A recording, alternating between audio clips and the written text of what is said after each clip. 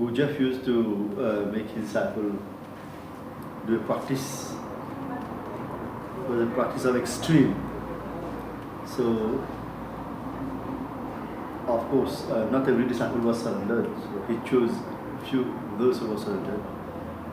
He made them perform a certain task until they were exhausted, really exhausted, physically. One day he chose a disciple.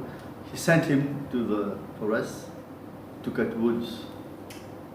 He told the disciple, I need a particular type of wood to build a furniture. So you go there and cut the wood. And I won't. She give the specificities, the types of wood that he would need.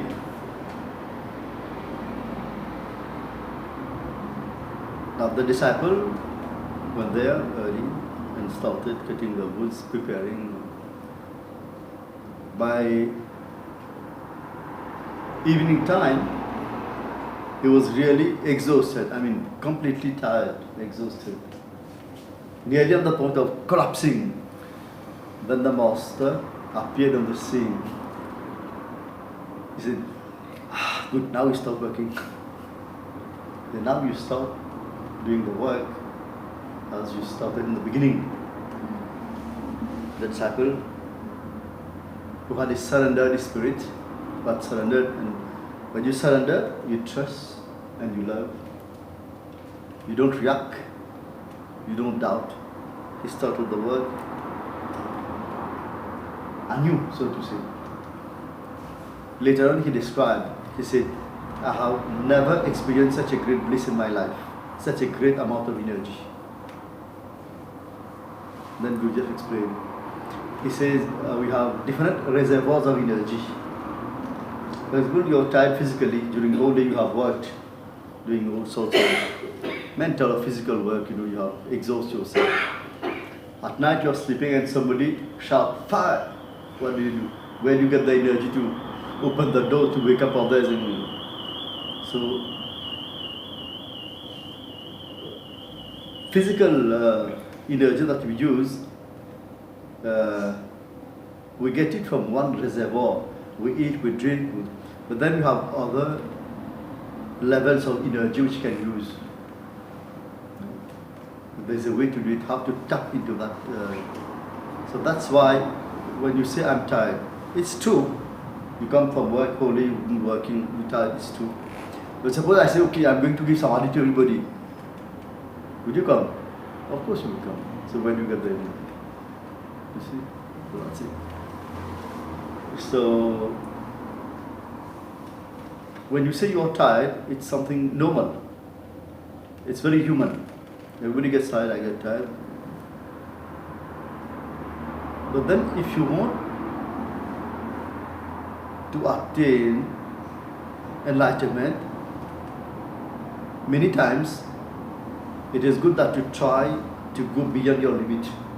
As an experiment, I don't say you make it a way of living, it won't be good. As an experiment, today I'm going to go beyond my limit. Maybe in the beginning or first time you will fail. You will feel frustrated, you have to try. But this cannot be tried with, in today's world it's difficult to try this with more disciples because they are not deep inside. They can say yes, just to show that they are really good disciples, but inside there is a resistance, so it's not going to work. It has to be yes from the deepest core of your being, then it works. There was another great master many thousand years back called Shankaracharya. Shankaracharya was a great master, very sharp intellect. He used his intellect. His teaching was very powerful in one aspect of the spiritual field. Everything is illusion, only Brahman, the supreme reality, supreme consciousness, so everything is illusion. From one angle, true indeed. He had a disciple. Later on, that disciple would be called Padma Pada. Padma means lotus, Pada means feet. So one day,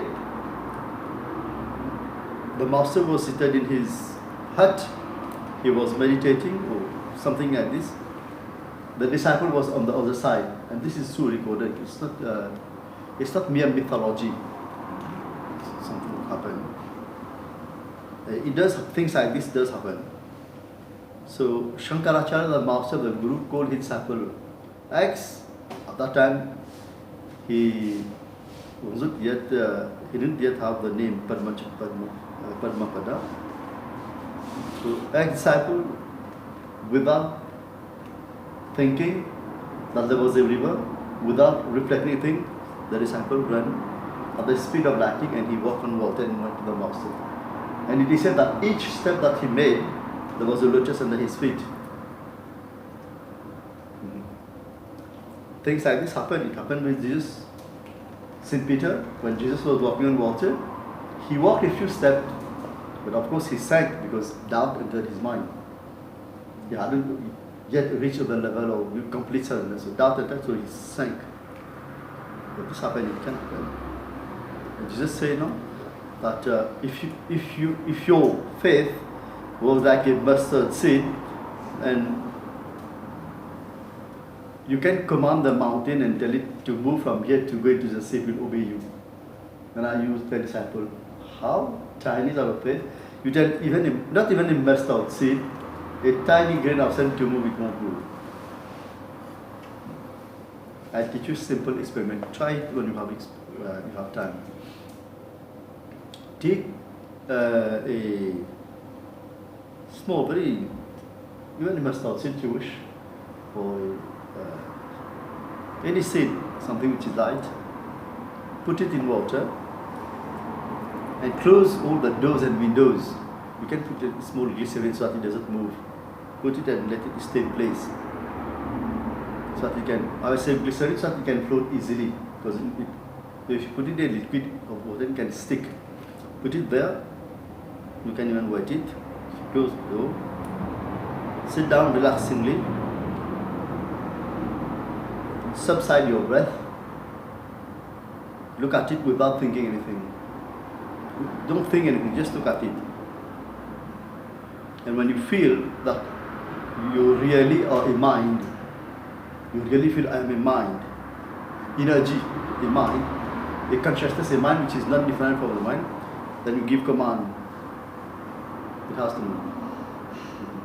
If you can move this, then you can move the whole universe. The whole question. Now why I tell you to this experiment, you can try it. Because when you have experiment, your faith increases. Because faith is not something that it stands in a void.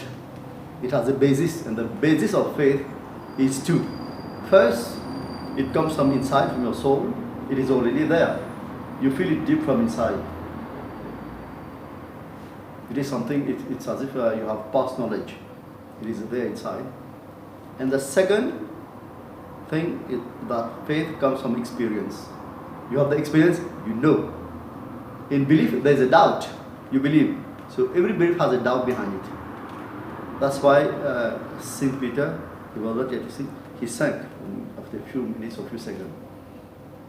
But if you have experience, you have experimented upon something, then you know it is there.